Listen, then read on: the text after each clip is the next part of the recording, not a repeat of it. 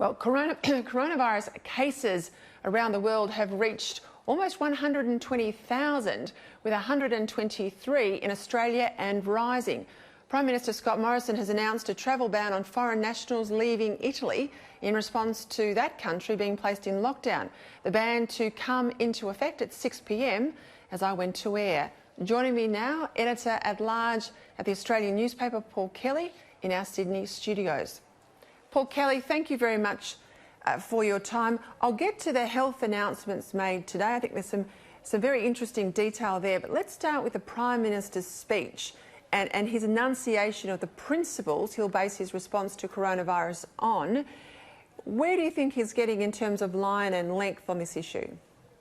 I think the principles are essentially very sound, and what we'll see, I think, Peter, in this package is commitments to jobs, to business and to households. The Prime Minister has stressed today that it will address both the supply side and the demand side of the economy. We've seen over the last several days, I believe, the government modifying its position and increasingly committed to a bigger package in response to the nature of the health and the economic problem. I think, as I've written consistently over the course of the last week, the worst mistake the government can make at this stage is to undershoot. If it's going to make a mistake, it should err on the upside.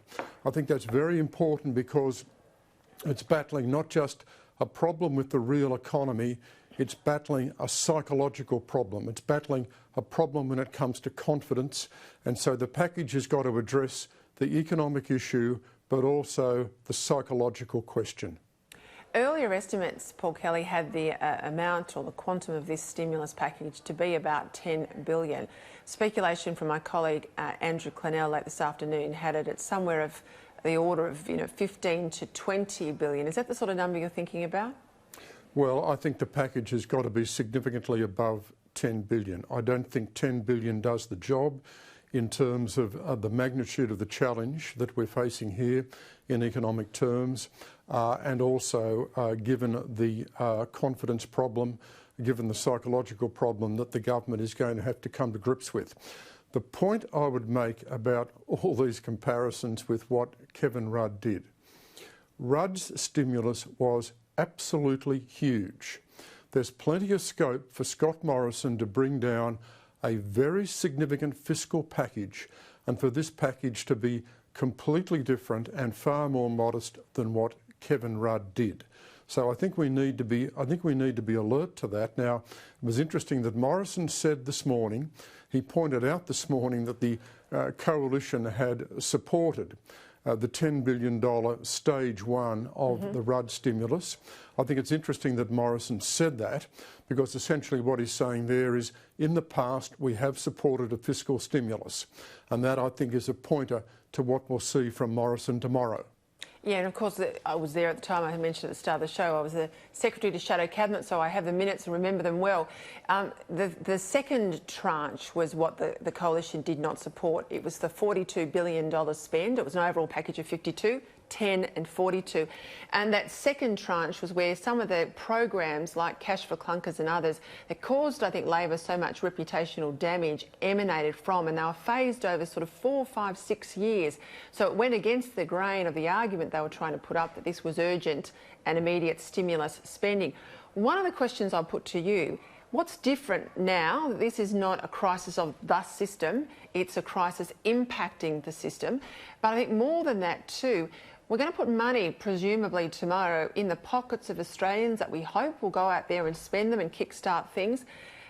But they're also being told to stay away from crowds, and they're pulling back, we know, at shopping centres. I've been through the airport, there's not many people there.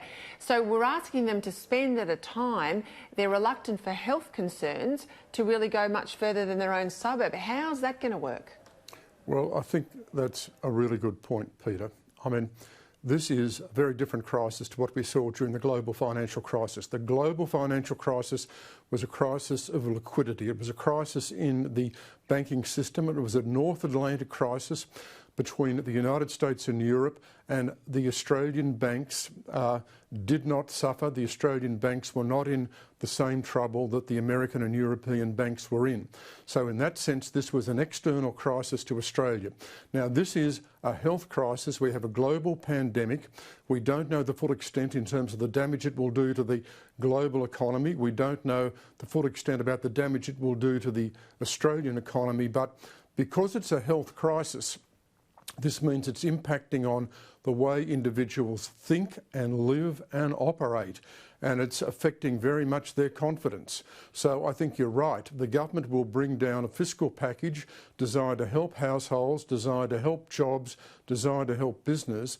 But one of the big questions here is how people respond. And I think there will be this sense of psychological reluctance, and this is a function of the fact that people feel insecure because there's a health crisis facing them. So that's why the other part of the message is enormously important, and that part of the message is try and stay calm during this health crisis. The message from the government this morning, the message from the Chief Medical Officer, Brendan Murphy, was that we are still not at the stage where we've got large-scale transmission of this from one person to another. And that remains very good news for Australia. And we'll we are watch that still all in closely. the containment point. Yeah, I've got to leave it there, Paul Kelly. I don't want to keep the Prime Minister waiting. Thank you very much for your analysis. Thanks, Peter.